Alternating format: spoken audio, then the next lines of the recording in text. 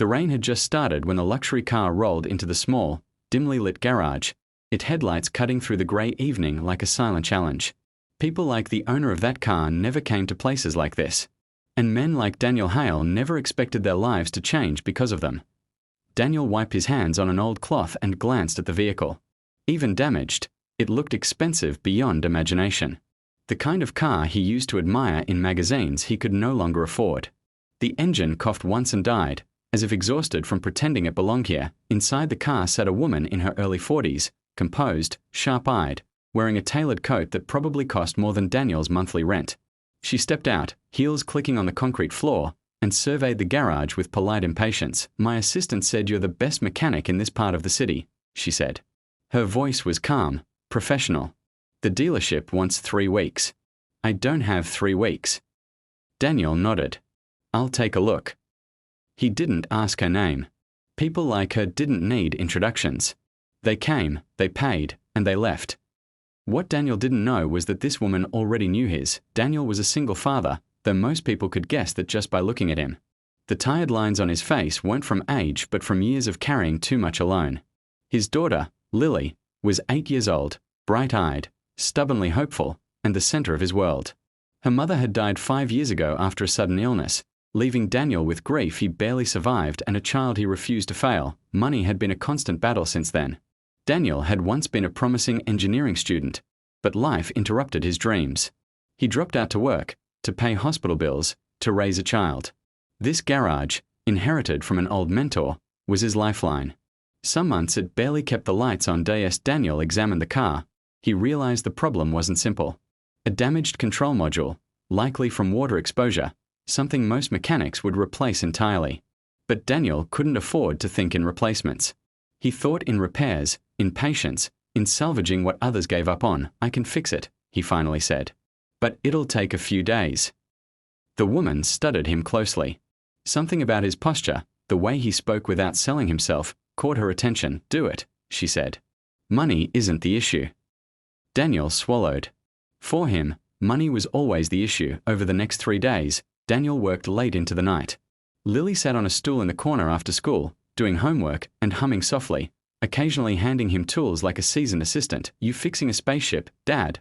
she asked, eyeing the luxury car. "Something like that," he smiled. Daniel didn't realize the woman had been watching him too. She stopped by unexpectedly on the second evening, quietly observing from the doorway. She saw the way he explained things to Lily, how his voice softened, how his entire world seemed to revolve around that small girl. That night, as Daniel carefully rebuilt the damaged module piece by piece, the woman finally spoke. "You're very thorough," she said. Daniel looked up, startled. "I believe in doing things right, even if no one's watching." Her eyes lingered on him longer than necessary. Some people never change.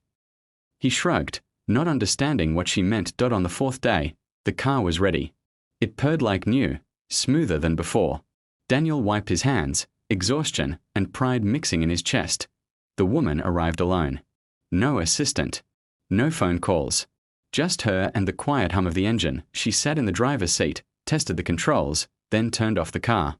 She didn't get out immediately. "Daniel," she said softly. He froze. No customer had ever used his name unless they'd read the faded sign on the wall. But this wasn't that.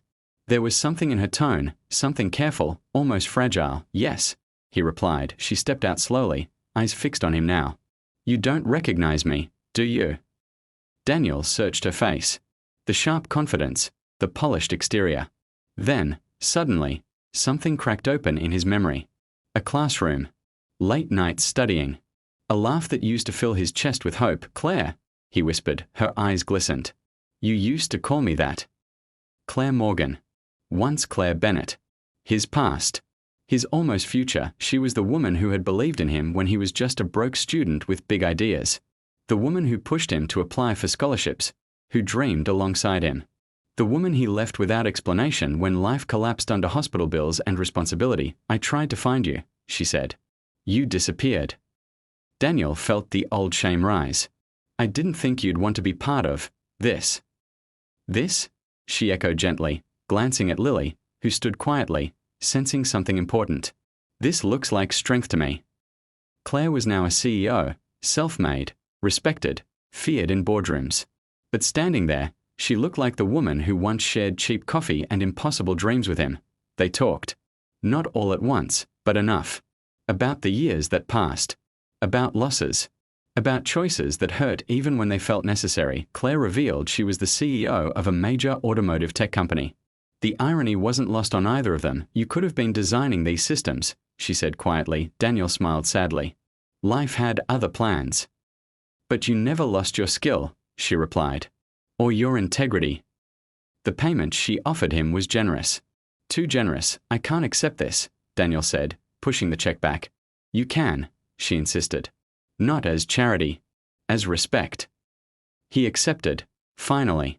For Lily, weeks passed. Daniel thought that would be the end of it.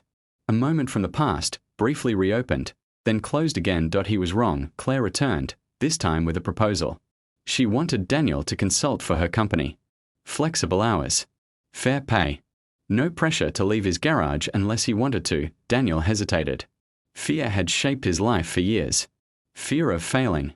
Fear of hoping. What if I can't keep up? He asked. Claire smiled, the same smile he remembered. You already are. The challenges weren't small. Daniel struggled with imposter syndrome, balancing fatherhood with new responsibilities. Lily missed him when he worked late. Old wounds surfaced between him and Claire, unresolved emotions they had buried for years, but they faced them. Slowly. Honestly, Daniel learned that accepting help didn't make him weak. Lily learned that dreams didn't have expiration dates. And Claire learned that success meant little without people to share it with. One evening, months later, Daniel locked up the garage for the last time. Not because he failed, but because he chose a different future. The garage had served its purpose. It had saved him. As they stood together, watching Lily laugh in the fading sunlight, Claire leaned closer. I whispered your name that day because I needed to know if the man I loved was still there, she said. Daniel took her hand. He was. He just needed time. The rain started again, softer this time. And for the first time in years, Daniel didn't feel like he was surviving. He felt like he was finally living. Life didn't transform overnight just because an old love returned with a powerful offer. In fact, the days after Daniel accepted Claire's proposal were some of the hardest he had faced in years. On his first day consulting for Claire's company, Daniel sat in a glass-walled conference room surrounded by engineers half his age, their laptops glowing with confidence he no longer felt. They spoke in fast technical terms, referenced projects he had only read about in articles, and debated ideas with sharp precision. Daniel listened quietly, his hands clasped together, his heart pounding with a familiar fear. What if I don't belong here? That fear followed him home. Lily noticed it immediately. You're quiet again, she said one night as they shared dinner. Did I do something wrong? Daniel forced a smile. No, sweetheart. Daddy's just learning something new. She studied him carefully, then reached across the table and held his hand. You always figure things out. Her words stayed with him. At work, Daniel struggled at first. Not because he lacked skill, but because he had spent years doubting his worth. When someone questioned his approach, his instinct was to step back instead of speaking up. Claire noticed this. She didn't correct him in meetings or push him publicly. Instead, one evening, she asked him to stay back. You're holding yourself back, she said gently. I don't want to disappoint you, Daniel replied honestly. Claire shook her head. You won't disappoint me by trying. You disappoint me by hiding. That night, Daniel went home and opened his old notebooks. Pages filled with ideas, sketches, and designs he once dreamed of building.